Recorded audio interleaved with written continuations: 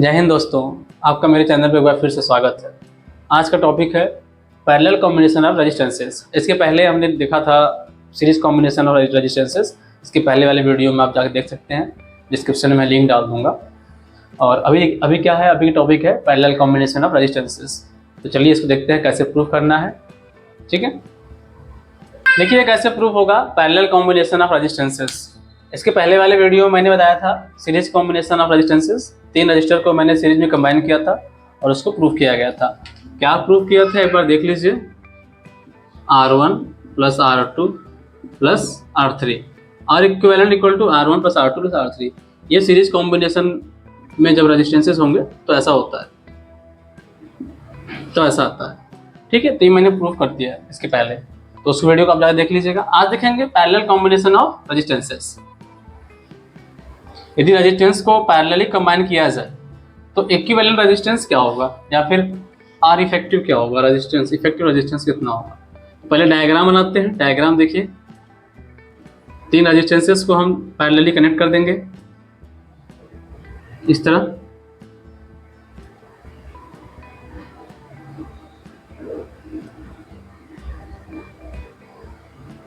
फिर batteries connect करेंगे।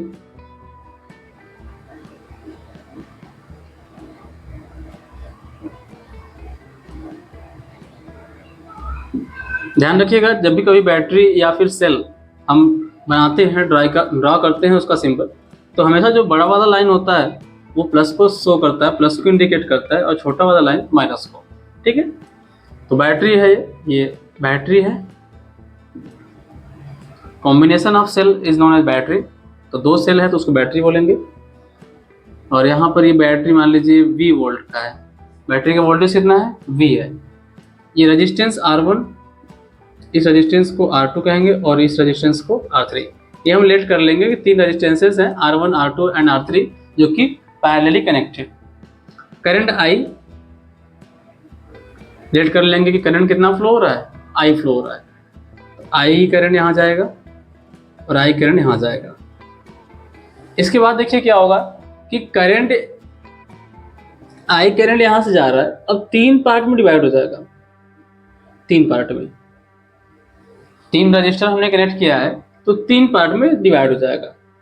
अब जैसा रेजिस्टेंस होगा उसी के अकॉर्डिंग डिवाइड होगा। ऐसा नहीं कि इक्वली डिवाइड होगा, रेजिस्टेंस के अकॉर्डिंग सबका अपना अपना करंट हो जाएगा। ठीक है, तो हम लेट कर लेते हैं कि इसमें I1 करंट जा रहा है, सेकेंड रजिस्टर में R2 जा रहा है और थर्ड वाले में I3। इस तरह I1, I2 और I3 3 करंट लेट कर लेंगे। अभी देखिए यहाँ से जब I1 करंट जाएगा तो यहाँ से आएगा भी I1 ही, यहाँ से I2 जा रहा है तो यहाँ से I2 ही बाहर निकलेगा, और I3 गया तो इधर से भी I3 ही जाएगा। फिर I1, I2, I3 तीनों मिलकर यहाँ से क्या निकलेगा, I निकलेगा। तो जो I यहाँ से गया था वही I वापस हो जाएगा। ठीक है, जो I करंट यहाँ से गया था वही I करंट का हो जाएगा, रिटर्न हो जाएगा बैटरी में। ठीक, अब देखिए जब पैरेलल कनेक्ट करते हैं रेजिस्टेंसेस को तो रेजिस्टेंस हम निकालते हैं कि इफेक्टिव रेजिस्टेंस क्या होगा या इक्विवेलेंट रेजिस्टेंस क्या होगा। तो उसके लिए एक फॉर्मूला मिलता है ऐसा,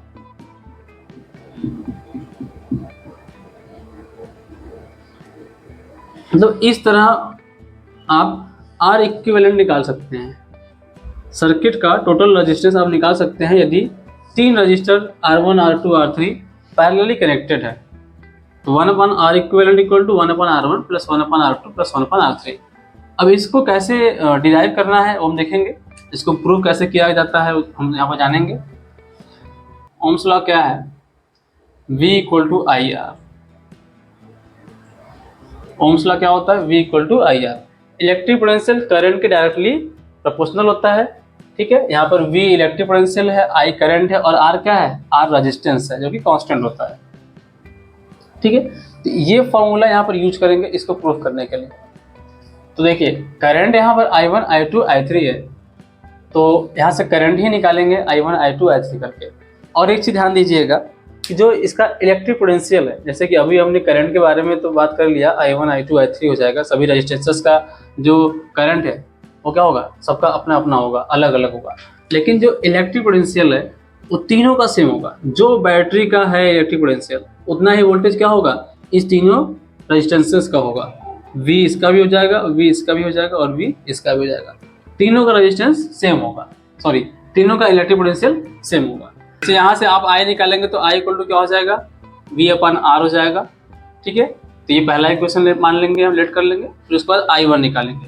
I करंट यदि इस पूरे सर्किट में करंट I जा रहा है, इस पूरे का रेजिस्टेंस R है और पोटेंशियल डिफरेंस V है, तो I equal to V upon R होगा। ठीक है, और फिर जब हम इस रेजिस्टेंस के लिए निकालेंगे कितना करंट फ्लो हो रहा है, तो कितना करंट फ्लो होगा I1 equal to V upon R1। Electric potential इसका V है और रेजिस्टेंस R1 है, तो I1 कितना हो जाएगा V अपन R1। फिर इसी तरह I2 निकालेंगे V अपन R2। सिमिलरली I3 फाइंड कर लेंगे V अपन R3।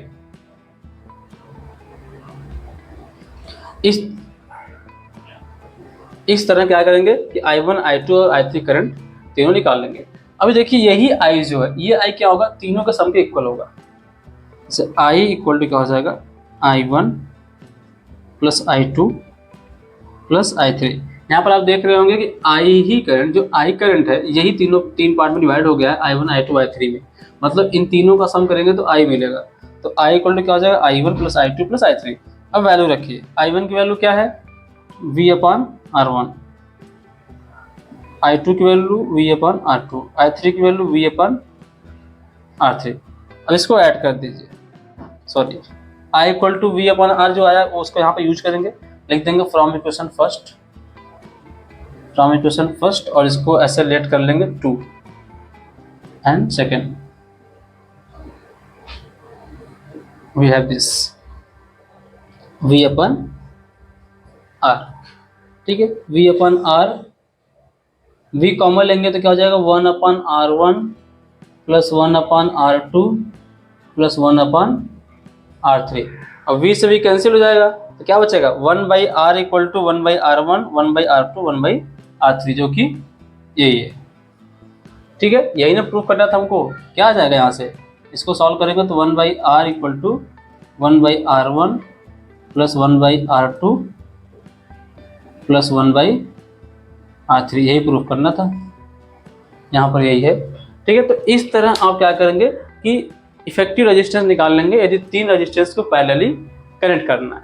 ठीक है, फ्रॉम इक्वेशन 1 एंड 2 का हम यूज करेंगे I equal to I1 plus I2 plus I3। इस तरह वैल्यू रख देंगे I1, I2, I3 का, और I के वैल्यू यहाँ पर रख देंगे। इसको सॉल्व करेंगे और हमारा R इफेक्टिव आ जाएगा। जब भी आप इसको सॉल्व करेंगे तो ये 1 अपन R की वैल्यू आएगी। ध्यान दीजिएगा, ये जब भी आप इसको सॉल्व करेंगे, जैसे तीन रजिस्टेंस दे दिया 2 ओम, 3 ओम, 4 ओम, 2, 3 और 4 ओम का रजिस्टेंस दे दिया तो 2 ओम रखेंगे यहाँ, 3 ओम यहाँ, 4 ओम यहाँ, और इसको जब सॉल्व करेंगे तो एक वैल्यू आएगी। तो वो वैल्यू किसकी होगी 1 बाई R की होगी, और आपको निकालना क्या है R निकालना है। तो ध्यान दीजिएगा कि आप 1 बाई R को ही आंसर मत लिख दीजिएगा, R निकालेंगे आप, उसका फिर से रेसिप्रोकल करेंगे तभी आपका R का वैल्यू आएगा। ठीक है, तो इस तरह आप सॉल्व कर लेंगे। ओके, तो उम्मीद है आपको ये वीडियो अच्छे समझ में आया होगा। पैरेलल कॉम्बिनेशन ऑफ रेजिस्टेंसेस आपको क्लियर हो गया होगा। तो आप प्लीज़ इस वीडियो को ज़्यादा से ज़्यादा शेयर कीजिए, लाइक कीजिए और चैनल को सब्सक्राइब कीजिए। Thank you.